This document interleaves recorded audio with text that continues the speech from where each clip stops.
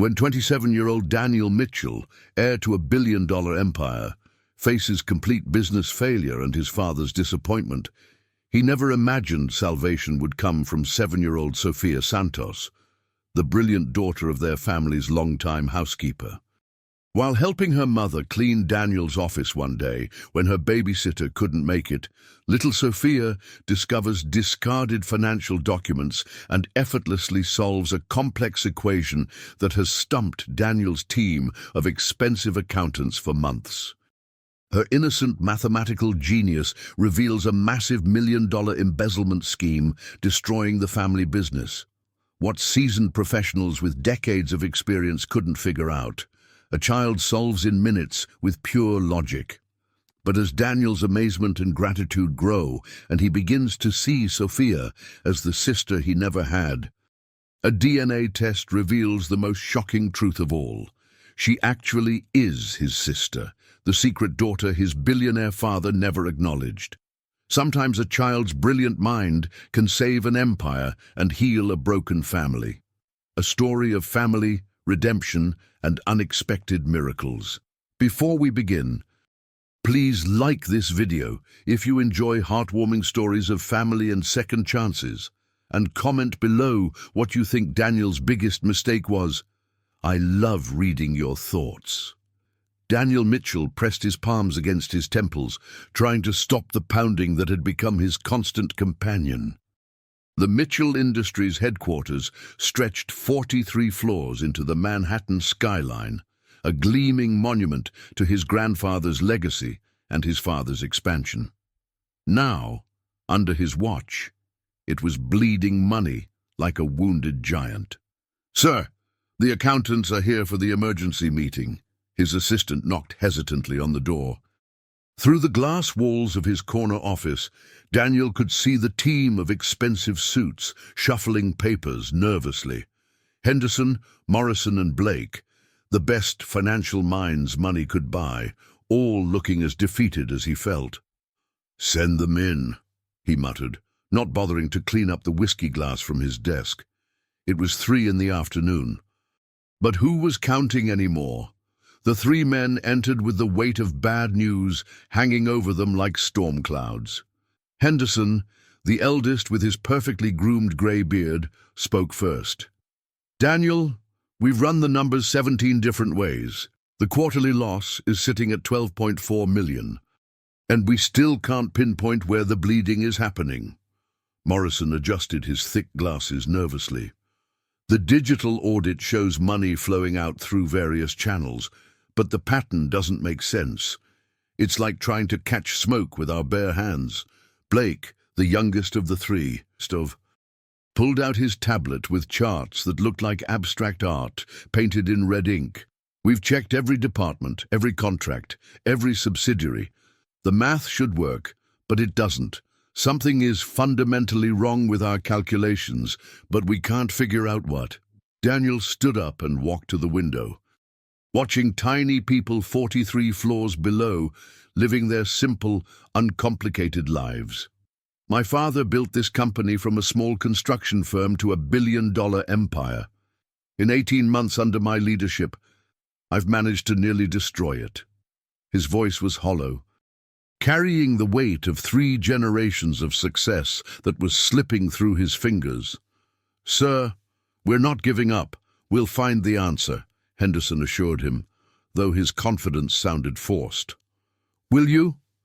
Daniel turned back to face them. "Because if we don't stop this hemorrhaging in the next 60 days, Mitchell Industries will be nothing but a footnote in business magazines." The silence that followed was deafening. Outside his office, through the marble corridors lined with portraits of his father and grandfather, life continued. Employees typed away at computers, answered phones, held meetings, all unaware that their jobs hung by a thread thinner than spider silk. Daniel had inherited not just money and power, but the responsibility for hundreds of families who depended on Mitchell Industries for their livelihoods. His phone buzzed with another call from his father, Robert Mitchell. The old man was in his 70s now. Officially retired, but still sharp as a blade. Daniel let it go to voicemail, unable to face another conversation about his failures. The last time they spoke, his father's disappointment had been so palpable, it felt like a physical weight pressing down on Daniel's chest. As the accountants filed out with promises to work through the night, Daniel remained at his window. Somewhere in the maze of numbers and financial reports was an answer. Somewhere in the complexity that had defeated the best minds money could hire was a simple truth waiting to be discovered. He just never imagined it would take a 7-year-old child to find it. The Mitchell family mansion in the Upper East Side had been home to 3 generations of success, but lately it felt more like a beautiful prison. Daniel returned each evening to rooms filled with expensive furniture and heavy silence. The only warmth came from Carmen Santos, their housekeeper of 15 years, whose gentle presence had been one of the few constants in his chaotic life. Carmen was more than an employee. She was family in every way that mattered. She had been there when his mother died of cancer when he was 16, holding him while he cried in the kitchen after the funeral. She had celebrated his graduation from Harvard Business School, beaming with pride as if he were her own son. And now she watched with worried eyes as he stumbled home each night, carrying the weight of impending failure on his shoulders. "Mijo, you look terrible," Carmen said gently, taking his coat as he walked through the front door. Her voice still carried traces of her Puerto Rican accent despite decades in New York. "When was the last time you ate a real meal?" Daniel couldn't remember. Food had become an afterthought, just another task his body demanded, while his mind raced through endless financial scenarios. "I'm fine, Carmen, just tired." "Fine, you are not fine." She led him toward the kitchen, her small hands surprisingly strong as she guided him to a chair. "Your father called. He's worried about you." "My father is worried about his company," Daniel corrected bitterly. "I'm just the disappointing son who's running it into the ground." Carmen's dark eyes flashed with protective anger. "Don't you dare speak about yourself that way. Your father loves you more than anything in this world. This business, it's just numbers on paper. You are his son." As she moved around the kitchen, preparing a plate of her famous arroz con pollo, Daniel noticed something different. Usually, Carmen worked alone in the evenings, her movements accompanied only by soft salsa music from her small radio. Tonight, there were sounds of small feet running across the hardwood floors upstairs, followed by a child's giggle. "Is someone here?" Daniel asked, momentarily distracted from his misery. Carmen's face lit up with a warmth he hadn't seen in months. "My Sophia is staying with me this week. Her babysitter got sick and I couldn't find anyone else on such short notice. I hope it's okay. She's very quiet, very well behaved." Daniel vaguely remembered Carmen mentioning a daughter over the years, but he had never met the child. His life had been consumed with business school, then the company, leaving little time for personal connections beyond the most superficial level. "Of course it's fine," he said, though privately he wondered if he could handle the energy of a small child when he could barely manage his own life. As if summoned by their conversation, a small figure appeared in the kitchen doorway. Sophia Santos was 7 years old, with her mother's warm, dark eyes and glossy black hair pulled back in neat braids. She wore a simple yellow dress with small white flowers, clean but clearly not expensive. In her arms, she clutched a worn, stuffed rabbit that had obviously been loved for years. "Mummy, can I have some water?" she asked politely, her English perfect with just a hint of her mother's accent. "Of course, mi amor." Carmen poured a glass of water from the filtered pitcher, then gently guided Sophia closer. "Sophia, this is Mr. Daniel. This is his house where Mummy works." Sophia looked up at Daniel with curious, intelligent eyes that seemed far older than her 7 years. "Hello, Mr. Daniel. Thank you for letting me stay in your beautiful house." The politeness and maturity in her voice caught Daniel off guard. Most children her age would be running around, demanding attention, making noise. Sophia stood quietly, waiting for his response with the patience of someone much older. "Hello, Sophia. It's nice to meet you." He found himself genuinely smiling for the first time in weeks. There was something about her presence that seemed to calm the constant storm in his mind. She studied his face with the frank curiosity that only children possess. "Are you sad, Mr. Daniel? You look like you have heavy thoughts." Carmen gasped softly. "Sophia." "That's not polite to say," but Daniel held up his hand. "It's okay, she's very perceptive." He looked down at this small girl who had somehow seen through his practiced facade in seconds. "Yes, Sophia, I am sad. Sometimes grown-ups have problems that are hard to solve." Sophia nodded seriously, as if she understood completely. "My teacher says that sometimes when problems seem too big, it helps to look at them from a different angle. Like when you're trying to see over a tall fence, sometimes you need to find a different place to stand." The simple wisdom from this child hit Daniel like a revelation. Everyone around him, the accountants, the lawyers, the business consultants, they were all looking at the same problem from the same angles, using the same methods that weren't working. "That's very smart advice, Sophia." She smiled, pleased that she had helped, then skipped back upstairs with her water, leaving Daniel staring after her in amazement. Carmen placed the plate of food in front of him, her eyes twinkling with pride. "She's special, that one. Always has been since she was tiny." Daniel took a bite of the warm, comforting food and felt something shift inside him. For the first time in months, he felt a glimmer of hope. Maybe the answer wasn't in hiring more experts or buying more expensive analysis software. Maybe the answer was in learning to see from a completely different place. Sophia Santos had always been different, though she didn't know it yet. While other 7-year-olds struggled with basic arithmetic, she found patterns in numbers as easily as other children found shapes in clouds. Mathematics wasn't a subject to be learned. It was a language she spoke fluently, a puzzle that made perfect sense when everything else in the world felt chaotic and confusing. Her bedroom at home was small but carefully organized, with shelves lined with books far beyond her grade level. Carmen had discovered her daughter's unusual abilities when Sophia was 4 years old, finding her solving complex puzzles meant for teenagers. Instead of being afraid of her daughter's gifts, Carmen had quietly nurtured them, buying used math books from second-hand stores and encouraging Sophia's curiosity. Now, staying in the Mitchell mansion, Sophia felt like she was in a fairy tale. Everything was beautiful and elegant, from the crystal chandeliers to the marble floors that reflected light like mirrors. But what fascinated her most was Mr. Daniel's office, which she glimpsed whenever Carmen cleaned it. The office was like a command center, with multiple monitors, stacks of papers, and charts covering every surface. Numbers were everywhere. On computer screens, printed reports, whiteboards covered in calculations. To most people, it would look like chaos. To Sophia, it looked like the most beautiful puzzle in the world.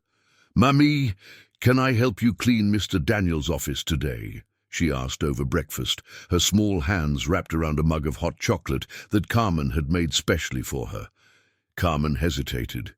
Daniel had been working from home more often lately, and his office was filled with confidential business documents. "I don't know, mi amor. Mr. Daniel has very important papers in there. We shouldn't disturb anything." "I promise I won't touch anything important. I just like looking at the numbers. They're pretty." Carmen studied her daughter's earnest face. Sophia had never broken a promise, never caused trouble. She was remarkably trustworthy for such a young child, with an innate understanding of boundaries and respect for other people's property. "Okay, but you must stay close to me and only touch what I tell you to touch. And if Mr. Daniel comes in, you must be very quiet and polite." Sophia nodded eagerly. finishing her breakfast quickly. She had been curious about that office for days, drawn to the glimpses of numbers and charts like a moth to flame. When they entered Daniel's office an hour later, Carmen began her usual routine, dusting the furniture, organizing scattered papers, emptying the wastebasket. Sophia stood near the window, quietly observing the organized chaos around her. The morning sunlight streamed through the floor-to-ceiling windows, illuminating dust motes that danced in the air like tiny stars. On Daniel's desk, multiple computer monitors displayed spreadsheets with endless rows of numbers. Financial reports were scattered across every surface, some marked with frustrated red pen, others crumpled and discarded. The wastebasket overflowed with failed calculations and discarded printouts. As Carmen worked, Sophia's eyes were drawn to the patterns in the numbers. Even from a distance, she could see relationships and sequences that seemed to pulse with their own logic. It was like looking at a complex musical score. Most people would see only black marks on paper, but Sophia could hear the underlying melody. "Mummy, why are there so many papers on the floor around the wastebasket?" she asked quietly. Carmen followed her daughter's gaze to the area around Daniel's desk, where crumpled papers had missed their target and scattered across the expensive Persian rug. "Mr. Daniel has been working very hard on difficult problems. Sometimes when people are frustrated, they don't notice small things like that."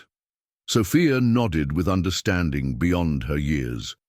She had seen her mother come home exhausted from long days of work, too tired to notice dishes in the sink or clothes that needed folding. Sometimes being overwhelmed made even careful people careless about details.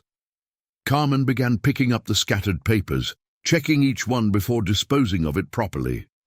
Some were clearly trash, coffee-stained napkins, empty food containers, personal notes, but others were financial documents that might still be important, even if they had been discarded in frustration. "Should we put these important papers back on his desk?" Sophia asked, pointing to a crumpled spreadsheet that had been smoothed out by Carmen. "I think so. Mr. Daniel might need them later, even if he thought he didn't when he threw them away." As Carmen continued cleaning, Sophia found herself naturally organizing the rescued papers by type, spreadsheets in one pile, printed emails in another, handwritten notes in a third. Her young mind automatically created systems and patterns, finding order in chaos without even thinking about it.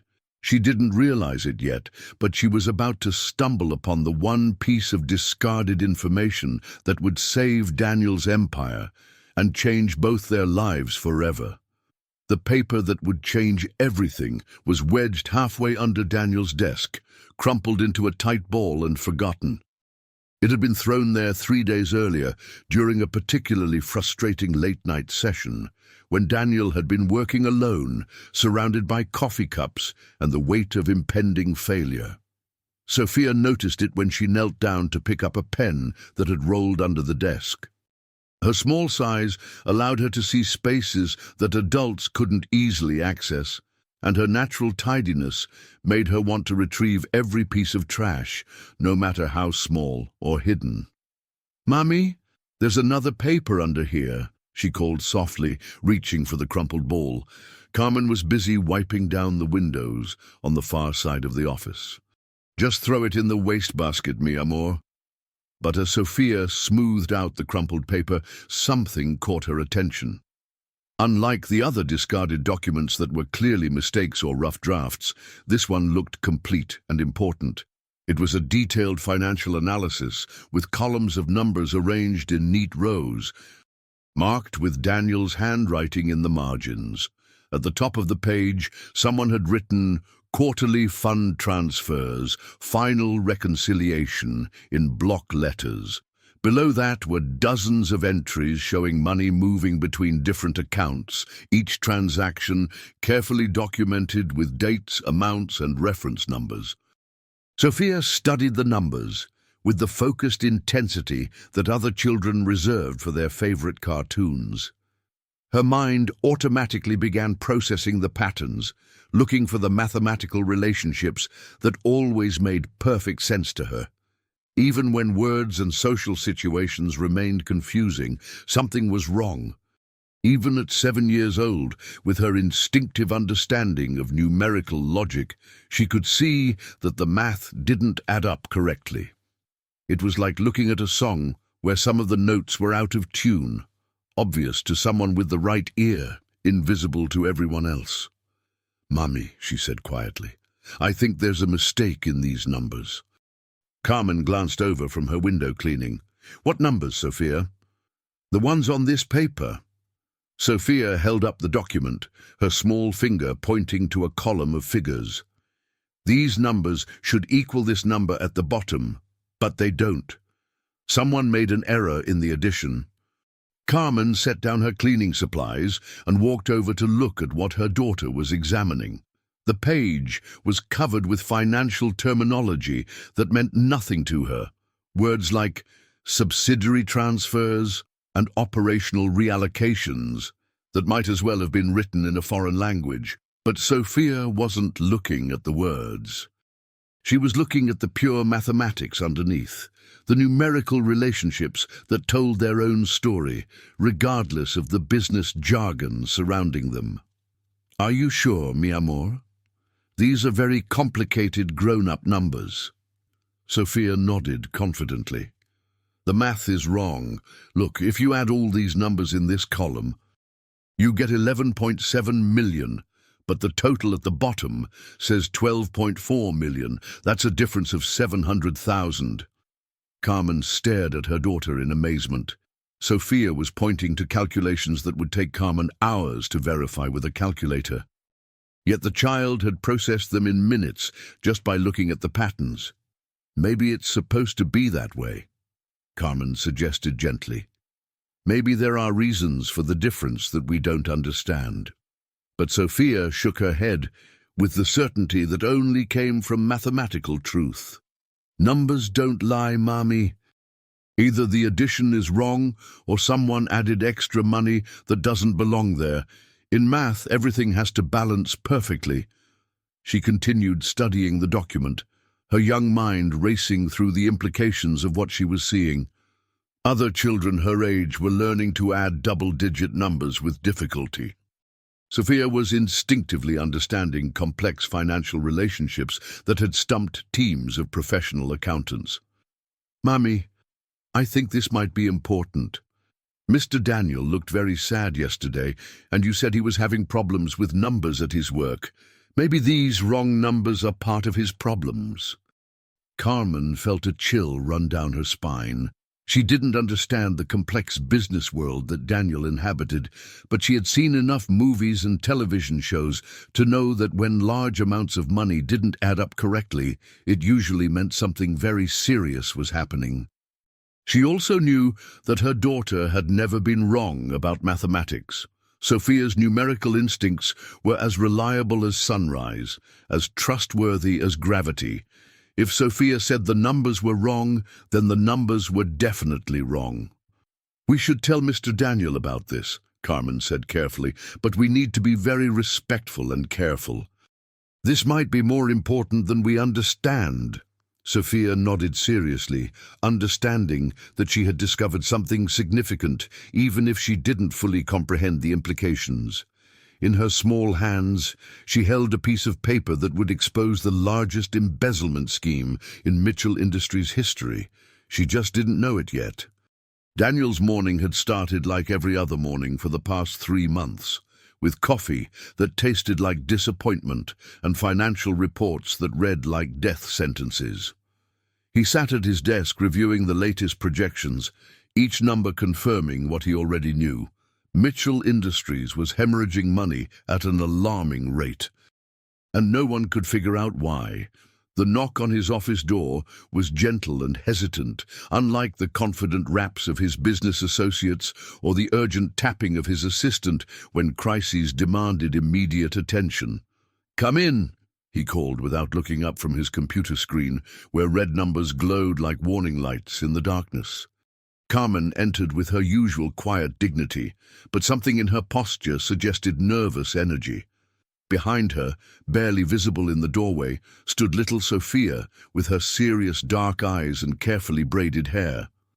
"Mr. Daniel, I'm sorry to disturb you while you're working," Carmen began, her voice carrying an unusual tension. "But Sophia found something while we were cleaning yesterday, and she insists it might be important for your business problems." Daniel finally looked up, surprised to see both of them together. Carmen typically handled all household matters independently, never bothering him with minor issues. For her to interrupt his work meant something significant had happened. "What did you find, Sophia?" he asked gently, remembering her perceptive comment about looking at problems from different angles. Sophia stepped forward with the same careful politeness she had shown before, holding a smoothed-out piece of paper in her small hands. "Mr. Daniel, I think someone made a mistake with your numbers. The math is wrong on this paper." Daniel recognized the document immediately. It was one of the quarterly reconciliation reports he had crumpled and thrown away in frustration 3 days earlier.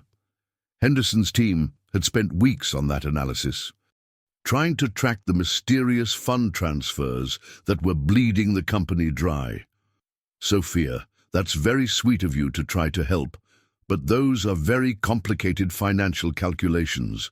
They're different from the math you learn in school." But Sophia shook her head with quiet confidence. "Math is math, Mr. Daniel.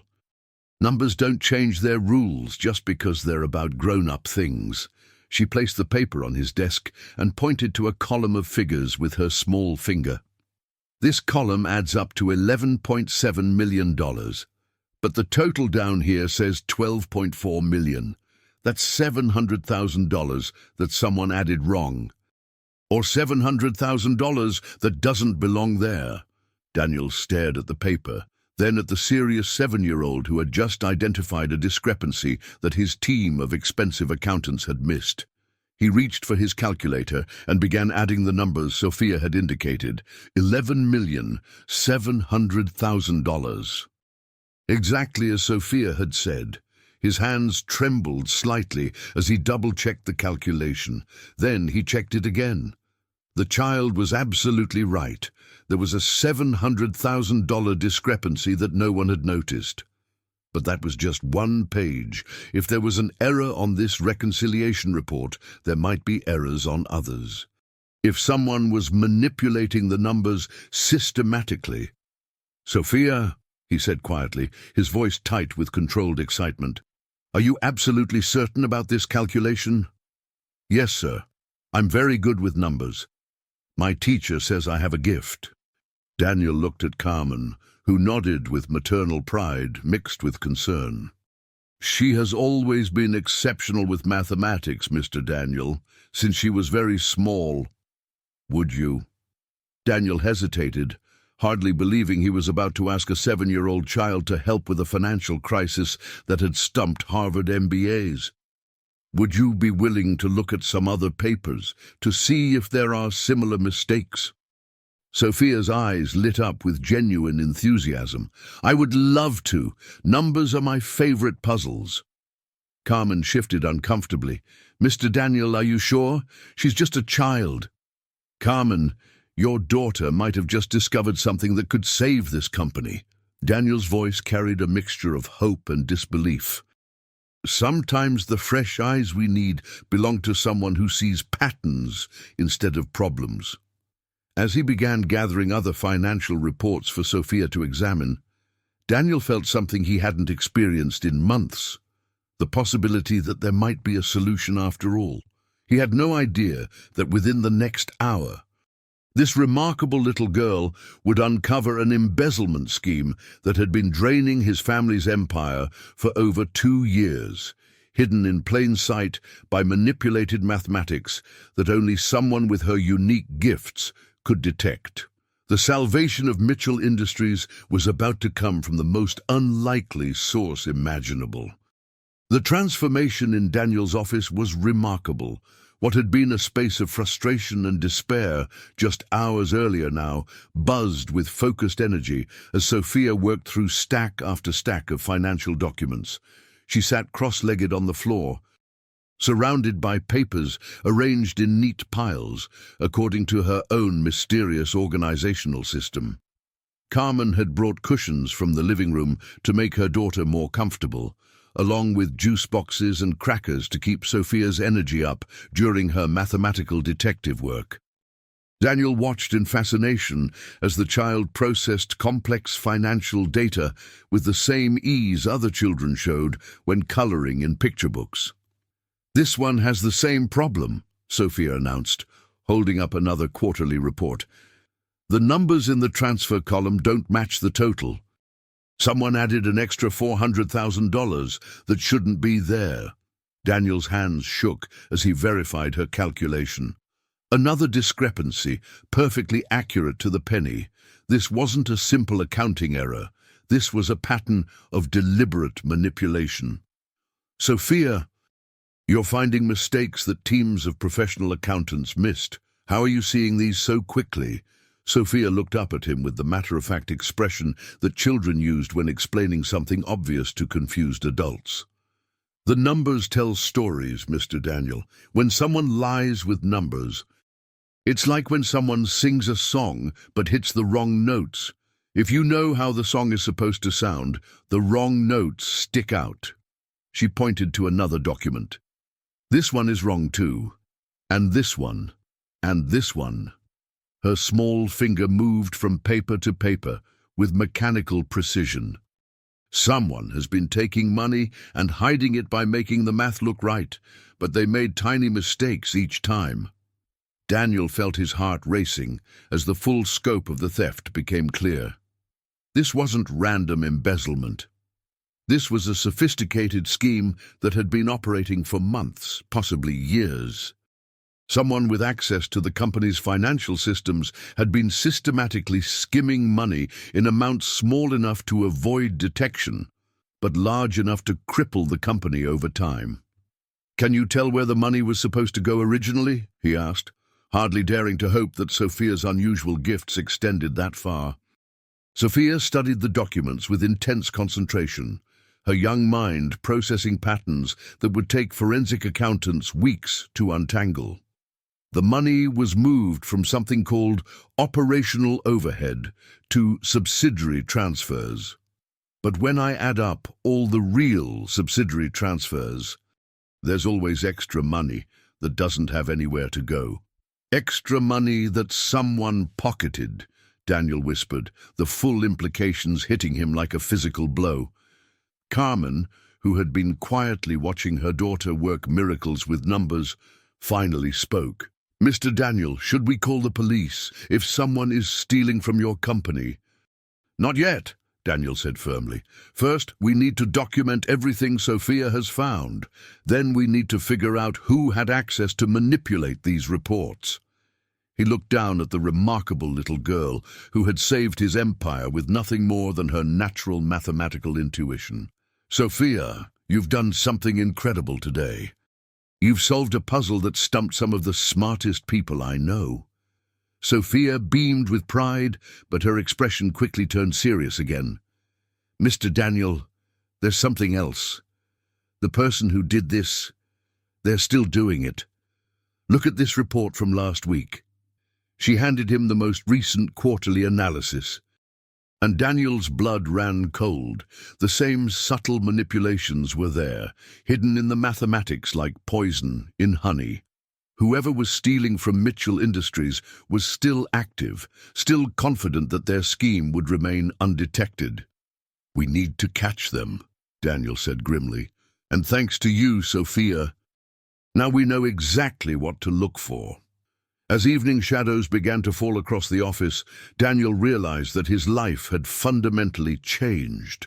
The company could be saved, the thief could be caught, his father's legacy could be preserved.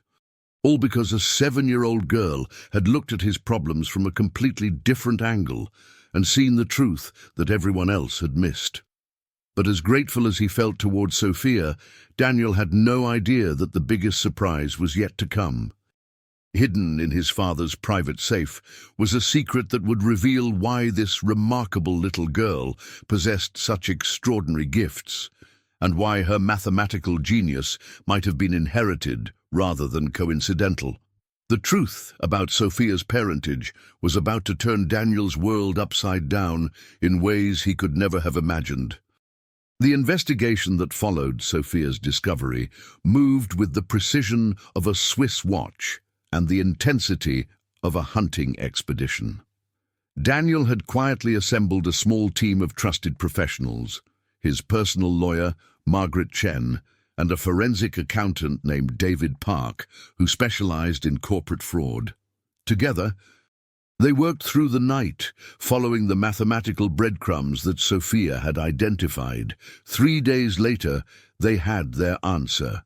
Thomas Bradley, Mitchell Industries' chief financial officer for the past 4 years, had been systematically embezzling funds through a sophisticated scheme of manipulated subsidiary transfers. The man Daniel had trusted with the company's financial health had been slowly poisoning it from within, stealing nearly $3 million over 2 years. Bradley was a man in his 50s, impeccably dressed, Harvard-educated, and possessed of the kind of smooth confidence that had made Daniel's father trust him completely. He had 2 children in private schools, a wife who served on charity boards, and a reputation for financial brilliance that had made him seem above suspicion. The beauty of his scheme, David Park explained to Daniel as they reviewed the evidence, is that he never took large amounts at once. Instead, he would create fake subsidiary transfers, skim small percentages from legitimate transactions, and manipulate the reconciliation reports to hide the discrepancies. Without someone with exceptional mathematical intuition, it could have gone undetected for years. Daniel stared at the evidence spread across his conference table, feeling a mixture of rage and relief. How long would it have taken your team to discover this without Sophia's help? Park shook his head grimly. Honestly? Maybe never. We would have been looking for traditional signs of embezzlement, lifestyle changes, suspicious behavior, obvious discrepancies. Bradley was too smart for that. He hid his theft in the complexity of legitimate business operations. Margaret Chen, Daniel's lawyer, was already preparing the legal documentation. We have enough evidence to not only prosecute Bradley, but to recover most of the stolen funds. He made the mistake of keeping the money in traceable accounts, probably thinking he'd never be caught. That afternoon, they confronted Bradley in his corner office overlooking Central Park. The man who had nearly destroyed Mitchell Industries sat behind his mahogany desk, maintaining his composure even as the evidence of his crimes was laid out before him. "You can't prove any of this," Bradley said smoothly, though sweat had begun to bead on his forehead. "These are complex financial instruments that require sophisticated understanding to interpret correctly." "You're right," Daniel replied calmly. "They do require sophisticated understanding. Fortunately, we found someone with exactly that kind of mathematical brilliance." Bradley's confident mask slipped slightly. "Who? Park is good, but he's not good enough to unravel what you think I've done." "A 7-year-old girl named Sophia Santos," Daniel said quietly. "She looked at your manipulated reports and spotted the discrepancies in minutes. Turns out, when you're truly gifted with numbers, lies become as obvious as spelling mistakes." The color drained from Bradley's face. The scheme he had thought was foolproof had been unraveled by a child who saw mathematical truth with the clarity of natural instinct. His carefully constructed fraud, hidden in layers of financial complexity, had been as transparent as glass to someone who understood numbers at their most fundamental level. 2 hours later, Thomas Bradley was led out of Mitchell Industries in handcuffs, his career destroyed and his freedom forfeit. The man who had tried to steal an empire had been brought down by the pure mathematical intuition of a little girl who saw patterns where others saw only confusion. As Daniel watched the police car disappear into Manhattan traffic, he felt something he hadn't experienced in months. Genuine pride, not just in solving the crisis, but in the remarkable child who had made it possible. "We need to celebrate," he told Carmen when he returned home that evening. Sophia saved the company. She saved everything. Carmen smiled with maternal pride, but there was something else in her expression, a nervousness that Daniel couldn't quite identify. "She will be so happy to know she helped. She's been worried about you, you know. She can tell when people are sad." That night, as Daniel lay in bed thinking about the events of the past week, he realized that Sophia had become more than just the child who saved his business. In his mind, she had begun to feel like family, like the little sister he had always wished he'd had. He had no idea how prophetic that feeling would prove to be. The celebration dinner Daniel planned was unlike anything Sophia had ever experienced. He had reserved a private dining room at Le Bernardin, one of Manhattan's most elegant restaurants, and invited Carmen and Sophia to join him for what he called the most important business meeting in Mitchell Industries history. Sophia wore her best dress, a simple blue one that Carmen had bought for special occasions, and sat in the plush velvet chair with wide eyes, taking in the crystal chandeliers and white tablecloths. The waiters treated her with the same respect they showed the wealthy adults, bringing her sparkling apple cider in a champagne flute and speaking to her directly about her menu preferences. "Sophia Santos," Daniel said formally, raising his glass of wine, "you are officially the youngest person ever to save $1 billion company. Without your mathematical genius, Mitchell Industries would have collapsed within months." Sophia giggled, delighted by the formality, but also genuinely proud of her accomplishment. "I just like numbers, Mr. Daniel. They make sense when other things don't." Carmen watched her daughter with tears of pride in her eyes. Growing up poor in Puerto Rico, she had dreamed of opportunities like this for Sophia, moments when her brilliant child would be recognized and celebrated for her extraordinary gifts. "There's something else," Daniel continued, his expression growing more serious. "I want to establish a trust fund for Sophia's education, full scholarship to any school she wants to attend. All the way through college and beyond, she deserves every opportunity to develop her talents."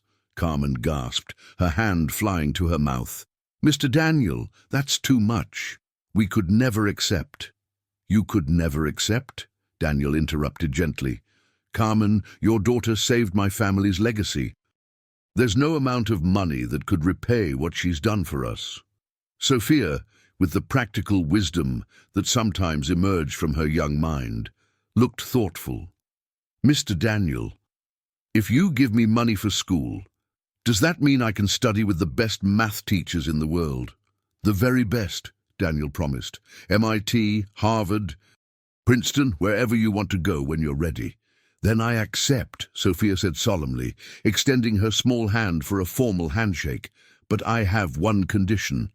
Daniel was charmed by her serious negotiating tone. "What's your condition?" "You have to promise that when I'm older and smarter, I can come work for your company and help solve more number puzzles. I think I'd be very good at catching people who try to steal with math."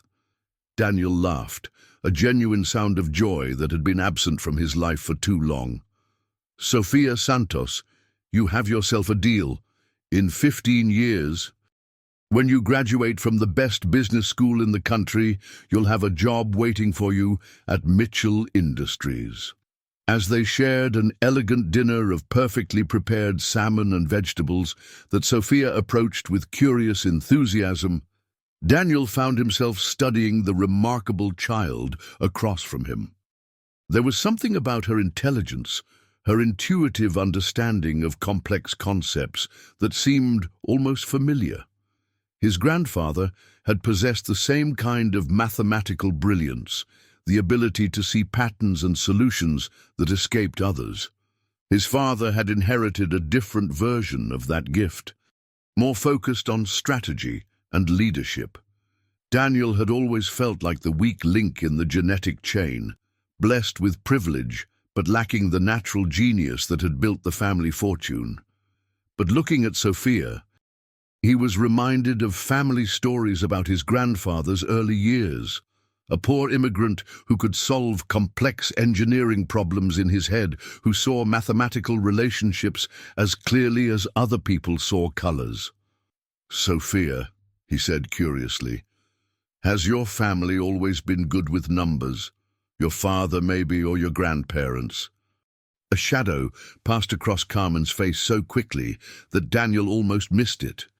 "Sophia's father isn't. He's not part of our lives," she said carefully. "It's just Sophia and me." Sophia nodded matter-of-factly.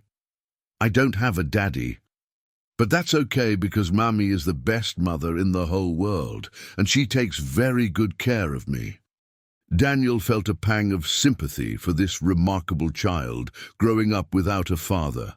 At the same time, he couldn't shake the feeling that Sophia's mathematical gifts had to come from somewhere. Talent like hers was rarely random. It usually ran in families, passed down through generations like eye color or height. As the evening wound down and they prepared to leave the restaurant, Daniel made a mental note to himself. Tomorrow, he would ask Carmen more about Sophia's background, not out of nosiness, but out of genuine care for this child who had become so important to him. He wanted to understand everything about Sophia Santos, her history, her family, the source of her extraordinary gifts. What he would discover would shatter his understanding of his own family and reveal a secret that had been hidden for 7 years. The conversation Daniel had been planning came 2 days later. On a quiet Sunday afternoon, when Sophia was upstairs reading one of the advanced mathematics books he had bought for her. Carmen was in the kitchen preparing dinner, her movements efficient and graceful as always, when Daniel joined her at the Marble Island. "Carmen, I hope you don't mind me asking, but I've been thinking about Sophia's mathematical abilities. They're truly extraordinary, beyond what you'd expect from natural talent alone." He chose his words carefully, not wanting to pry, but genuinely curious. "I was wondering about her father's family. Sometimes these kinds of gifts run in families." Carmen's hands stilled on the vegetables she was chopping. For a long moment she didn't respond, and Daniel could see a complex mix of emotions playing across her face. Fear, sadness, and something that looked almost like guilt. "Sophia's father," she began, then stopped. Her voice was barely above a whisper. "It's complicated, Mr. Daniel. I'm sorry, I didn't mean to intrude. I just care about Sophia so much, and I want to understand her better. She's become like family to me." The word family seemed to hit Carmen like a physical blow. She set down her knife and gripped the edge of the counter, her knuckles white with tension.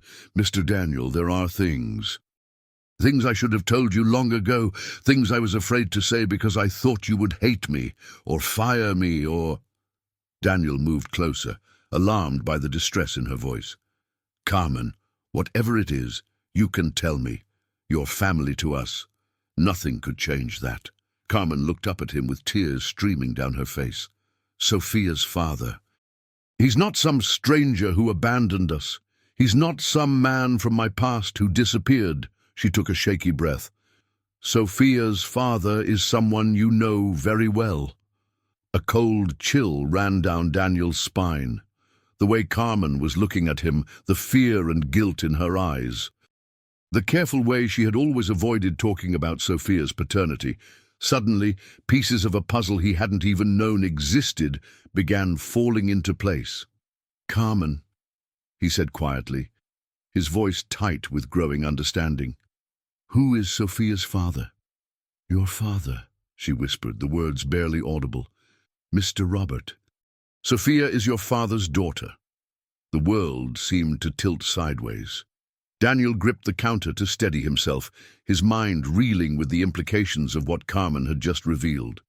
Sophia, the brilliant, beautiful little girl who had saved his company, wasn't just the housekeeper's daughter, she was his half-sister. 7 years ago, Carmen continued through her tears, your father was going through a very difficult time. Your mother had been gone for 3 years, and he was so lonely, so lost. I had been working for your family for 8 years, and I cared for him so much. One night when he was particularly sad about missing your mother, it just happened. Daniel's legs felt weak. He pulled out a bar stool and sat down heavily, trying to process this earth-shattering revelation. He knows. My father knows Sophia is his daughter. Carmen shook her head miserably. When I found out I was pregnant, I was terrified. Your father was still grieving your mother, still trying to rebuild his life. I couldn't bear the thought of complicating everything for him or for you, so I never told him. Carmen, my God, you've been raising his daughter alone for 7 years. I thought it was for the best, she sobbed. I thought if I told him, it would destroy the memory of your mother, or cause problems in your family. I thought I could just raise Sophia quietly, give her a good life without causing pain for anyone else. Daniel stared at Carmen, his mind racing through 7 years of missed birthdays, missed bedtime stories, missed opportunities for his father to know his brilliant daughter. Robert Mitchell had been searching for meaning and purpose since his wife's death, never knowing that he had a second child who carried his own genius in her mathematical mind. The mathematical ability, Daniel said suddenly, understanding flooding through him. Sophia inherited it from our family, from my grandfather, from my father. Carmen nodded through her tears. She has his mind, his way of seeing patterns and solving problems. I see so much of your father in her every day. Daniel thought about all the times Sophia had reminded him of something familiar, the way her intelligence seemed to echo family traits he couldn't quite identify. Now it all made perfect sense. She wasn't just gifted, she was a Mitchell, carrying the same genetic advantages that had built their empire. Carmen, we have to tell him. My father has a right to know he has a daughter, and Sophia has a right to know her real father. Carmen's face went pale with terror. What if he's angry? What if he feels betrayed? What if he takes Sophia away from me? Daniel stood up and gently took Carmen's hands in his. Carmen, you've done an incredible job raising Sophia. My father would never take her away from you. But he deserves to know the truth. And Sophia deserves to know she's part of a family that will love and support her forever. As the full impact of the revelation settled over him, Daniel realized that Sophia hadn't just saved his company. She had unknowingly reunited a family that had been incomplete for 7 years.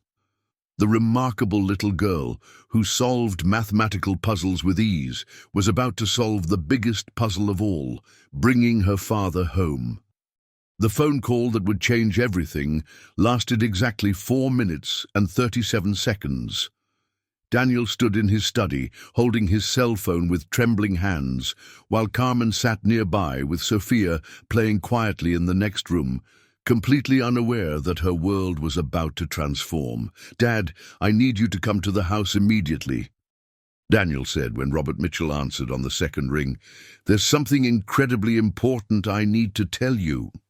Robert's voice carried the authority of 7 decades and the sharp intelligence that had built an empire. "Is it about the company? I heard through the grapevine that the financial crisis has been resolved.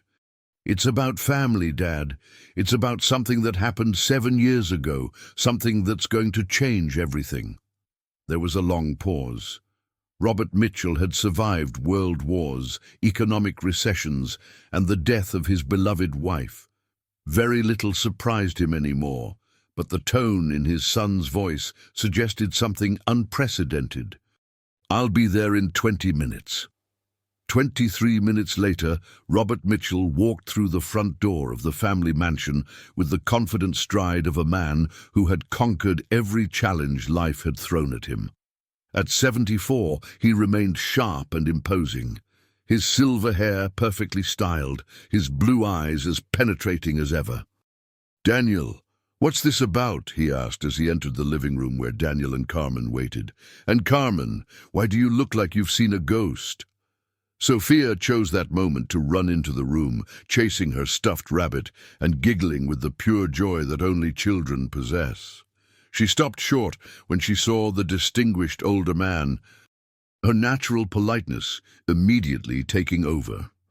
"Hello," she said with a small curtsy that Carmen had taught her for meeting important people. "I'm Sophia Santos. Are you Mr. Daniel's daddy?" Robert looked down at the beautiful little girl with her dark hair and intelligent eyes, and something stirred in his memory. There was something familiar about her, something that tugged at recognition he couldn't quite place. "Yes, I'm Daniel's father. And you're Carmen's daughter, aren't you?" "Yes, sir. I'm 7 years old, and I helped Mr. Daniel save his company by finding mistakes in the math." Robert raised an eyebrow, intrigued, despite the gravity of the situation Daniel had implied. "You helped save the company. That's quite an accomplishment for someone your age." Sophia beamed with pride. "I'm very good with numbers. They make sense to me in ways that other things don't." As she spoke, Robert felt a chill of recognition. The way Sophia talked about mathematics, the confidence in her voice when discussing complex concepts, it was hauntingly familiar. It was exactly how he had spoken about numbers as a child, exactly how his own father had described the mathematical gift that ran in their family. "Sophia," he said carefully, "what's your favorite kind of math?" "I like patterns and relationships between numbers. Sometimes I can see solutions to problems just by looking at them, without having to write anything down. Mommy says it's a special gift." Robert's hands began to tremble slightly. The mathematical intuition Sophia was describing was identical to his own, identical to the gift his father had possessed, identical to the intellectual advantages that had allowed the Mitchell family to build their fortune. He looked up at Carmen, and in her terrified eyes he saw the truth before anyone spoke it aloud. "Carmen," he said quietly, his voice carrying a weight that made the room feel smaller. "How old did you say Sophia is?" 7, Carmen whispered, barely able to speak. Robert's mind raced backward through time. 7 years ago, he had been at the lowest point of his life, grieving his wife's death and struggling with loneliness that felt like a physical weight. Carmen had been his anchor during that dark period. The one person who had seen his pain and offered comfort without judgment. One night, when the anniversary of his wife's death had left him particularly vulnerable, that comfort had become something more intimate. It had happened only once, born out of mutual loneliness and genuine care, and they had both quietly agreed never to speak of it again. "Carmen," he said, his voice barely above a whisper, "is Sophia my daughter?" The question hung in the air like a struck bell, reverberating through the room with implications that would reshape everything. Carmen's tears answered before her words could. "Yes," she sobbed. "She's your daughter, Robert. She's been your daughter for 7 years. And I've been too scared to tell you." Robert stared at Sophia, his daughter, as the full magnitude of the revelation hit him. This brilliant, beautiful child who had just saved his son's company was his own flesh and blood. The mathematical genius he had recognized in her was his gift, passed down through generations of Mitchells and now residing in this remarkable little girl. Sophia looked between the adults with growing confusion. "Why is everyone crying? Did I do something wrong?" Robert knelt down to Sophia's eye level, his own eyes bright with tears of joy and 7 years of missed opportunities. "No, sweetheart. You didn't do anything wrong. In fact, you've done something incredibly right." "What did I do?"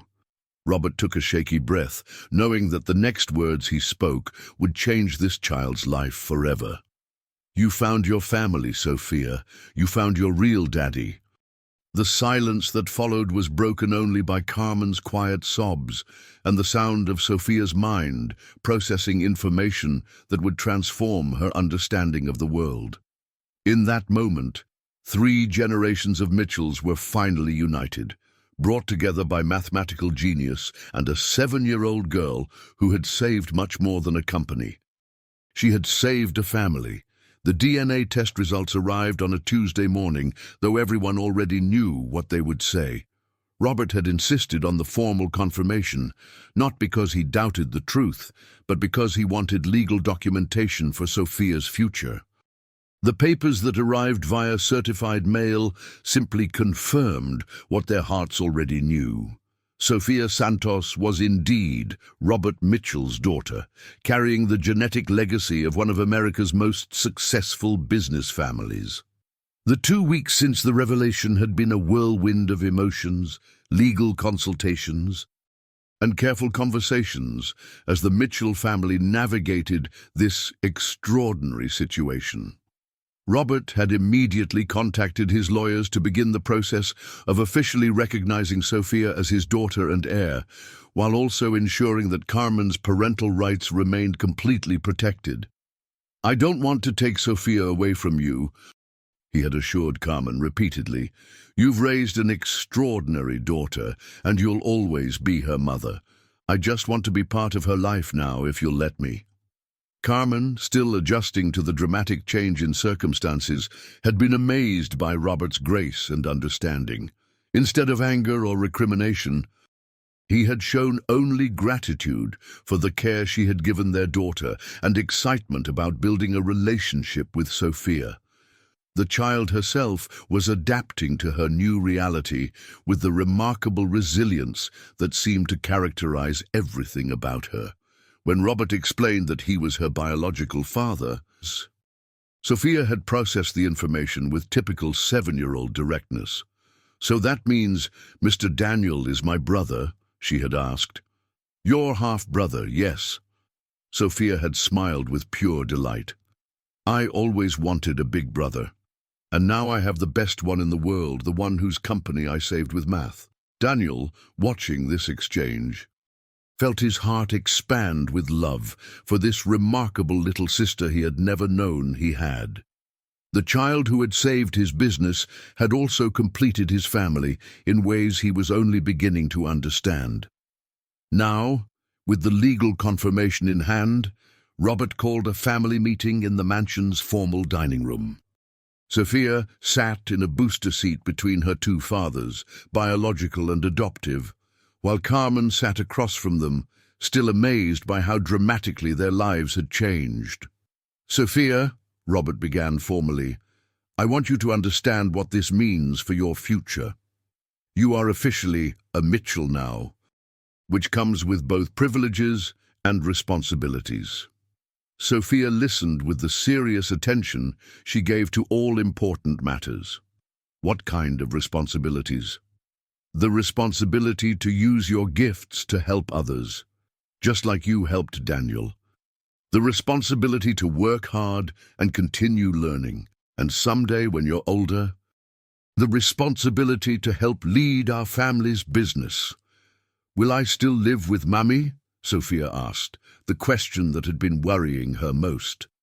"Of course," Robert assured her. "Carmen will always be your mother, and this will always be your home. But now you'll also have your brother Daniel, and you'll have me as your father. We're going to be one big family." Daniel cleared his throat, pulling out a legal document he had been preparing.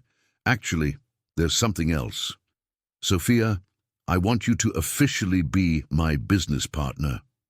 Sophia's eyes widened. "What does that mean?" "Means that Mitchell Industries now has its youngest vice president of financial analysis in history.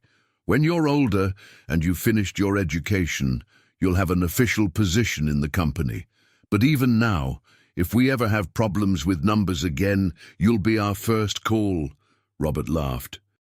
a sound of pure joy that hadn't been heard in the mansion for years. A 7-year-old VP. The business magazines are going to have a field day with this story. "Can I have business cards?" Sophia asked excitedly. "The best business cards money can buy," Daniel promised. Carmen watched this scene with tears of happiness streaming down her face. Her daughter, who she had raised alone while struggling to make ends meet, was now surrounded by family who celebrated her gifts and promised her unlimited opportunities. The secret she had carried for 7 years had transformed into the greatest blessing of their lives. "There's one more thing," Robert said, his voice growing emotional. "Sophia, I want to apologize for not being there for your first 7 years. I should have known about you, should have been part of your life from the beginning." Sophia considered this with her characteristic seriousness. "But if you had known about me, maybe I wouldn't have discovered the math problems in Mr. Daniel's office. Maybe everything happened exactly the way it was supposed to happen." The wisdom in her words silenced the room. This remarkable child had not only solved mathematical puzzles that stumped experts, she had also solved the puzzle of their family's completion with the same intuitive understanding. Robert reached over and hugged his daughter for the first time, marveling at how perfectly she fit in his arms. "You know what, Sophia? I think you're absolutely right. Everything happened exactly the way it was supposed to happen." As the Mitchell family sat together around their dining room table, 3 generations united by love and mathematics, none of them could have imagined the journey that had brought them to this moment. A company saved, a thief caught, and a family reunited, all because a 7-year-old girl had looked at discarded papers and seen the truth that everyone else had missed. But the greatest truth of all was sitting right there among them. Sometimes the most extraordinary gifts come in the smallest packages, and sometimes the family you need finds you in the most unexpected ways. 1 year later, the Mitchell Industries annual board meeting had an unusual addition to its agenda. In the gleaming conference room on the 43rd floor, surrounded by some of the most powerful business leaders in Manhattan, 8-year-old Sophia Santos Mitchell sat in a custom-made chair, wearing a small business suit that matched her father's, ready to present her first official report to the board of directors. The transformation in the Mitchell family had been nothing short of miraculous. Sophia now split her time between advanced mathematics programs at Columbia University's Gifted Youth Program and working part-time as the youngest consultant in corporate history. Her official title was Special Advisor for Financial Pattern Recognition, but everyone simply called her the genius who saved Mitchell Industries. The company itself had not only recovered from the embezzlement scandal, but had thrived beyond all expectations. With Sophia's unique ability to spot financial irregularities and Daniel's renewed confidence in leadership, Mitchell Industries had expanded into new markets and increased profits by 40% in just 12 months. Robert Mitchell, now officially Sophia's father in every legal sense, had never been happier. The loneliness that had plagued him since his wife's death had been replaced by the joy of watching his brilliant daughter discover the world. He attended every one of her academic presentations, cheered at her mathematics competitions, and took pride in introducing her as my daughter, the future CEO. Daniel had blossomed into the leader he was always meant to be, his confidence restored by Sophia's faith in his abilities and his father's renewed respect. The brother-sister bond between Daniel and Sophia had become legendary in business circles. The young executive who had nearly lost everything, and the child prodigy who had saved him. Carmen had been welcomed into the Mitchell family not as an employee, but as an honored member. Her wisdom and love recognized as the foundation that had shaped Sophia's character. She now managed the Mitchell Foundation's education initiatives, using her experience raising a gifted child to help other families navigate similar challenges. "Ladies and gentlemen, Robert announced to the board, "I'd like to introduce our youngest team member, who will be presenting our new fraud detection protocols." Sophia stood up confidently, clicking to the first slide of her presentation. The PowerPoint had been designed with help from Daniel, but the mathematical analysis was entirely her own work. "Hello, everyone. My name is Sophia Mitchell, and I'm 8 years old. Last year, I helped catch someone who was stealing money from our company by finding mistakes in their math. Today, I want to show you how we can make sure that never happens again." The board members, seasoned executives who had seen every type of presentation imaginable, leaned forward with genuine interest. Sophia's reputation had preceded her, and everyone was curious to see this legendary child in action. "The problem with most fraud detection systems," Sophia continued with the confidence of someone 3 times her age, "is that they look for big changes and obvious patterns. But thieves who are really smart don't steal in big amounts. They steal in tiny amounts that most people don't notice." She clicked to her next slide, which showed a complex mathematical model that would have impressed graduate students in forensic accounting. "I created this algorithm that looks for mathematical relationships that don't make sense. It's like listening to music and noticing when someone plays a wrong note." For the next 15 minutes, Sophia walked the board through her fraud detection system with the same ease other children showed when explaining their favorite video games. She fielded questions from executives with decades of experience, answering each one with mathematical precision and clarity. When she finished, the conference room erupted in applause. These were people who had seen billion-dollar deals and revolutionary technologies, but they had never seen anything quite like Sophia Mitchell. "Any questions?" Sophia asked politely. Margaret Thompson, the board's longest-serving member, raised her hand. "Sophia, what do you want to be when you grow up?" Sophia smiled with the kind of certainty that only children possess when talking about their dreams. "I want to be the CEO of Mitchell Industries, just like my daddy and my big brother. But first, I want to study mathematics at MIT, then get my MBA from Harvard, then maybe learn about other kinds of businesses too." "And how old do you think you'll be when you become CEO?" another board member asked, clearly charmed by her confidence. Sophia considered this seriously. "Probably 25. That should give me enough time to learn everything I need to know to be really good at it." Robert looked at his daughter with tears of pride in his eyes. At 8 years old, Sophia had already accomplished more than most people did in their entire careers. She had saved a company, reunited a family, and shown the world that genius could come from the most unexpected places. "Actually," Robert said, standing up and placing his hand on Sophia's shoulder, "I have an announcement to make. Effective immediately, Sophia Mitchell is being appointed to the Mitchell Industries Board of Directors as our youngest member in history. When she turns 18, she'll become Chief Financial Officer, and when she's ready, whether that's at 25 or 35, she'll become the 4th generation of Mitchells to lead this company."